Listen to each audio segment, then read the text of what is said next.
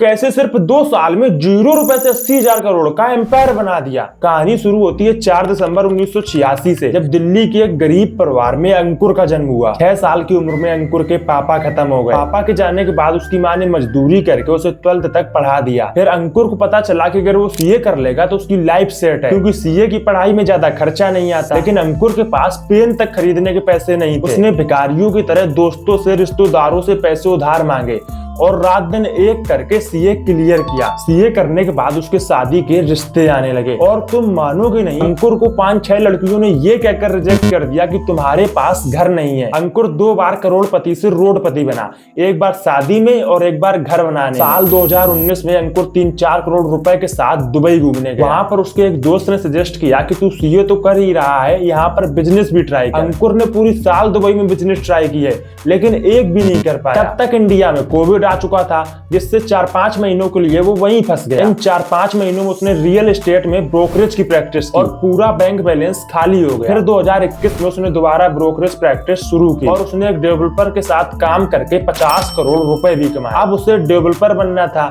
लेकिन इतने पैसे थे नहीं। उसने पूरे पैसे एचआर इंफ्रास्ट्रक्चर में इन्वेस्ट कर दिए और जिन लोगों के साथ मिलकर 50 करोड़ रुपए कमाए थे, मैं तुम्हें अपनी भाषा में समझाकर बताता हूँ। अंकुर ने उनसे कहा, तुम जमीन खरीदो और हम उसमें प्लाट काटेंगे और हमें कुछ % दे देना। जब अंकुर ने प्लॉट काट के रेडी किए तो उसके साथ धोखा हो गया और पूरा पैसा डूब गया। फिर अंकुर दुबई में एक अंकल के पास गया और उनसे भी सेम काम करने को कहा और इस बार अंकुर के साथ धोखा नहीं हुआ और 1 साल में उसने 10,000 करोड़ से ज्यादा कंपनी बना दी और डेवलपर भी बन गया। अब तुमसे एक सवाल है, कमेंट में जरूर बताना, अंकुर कितनी बार करोड़पति से भिखारी बना।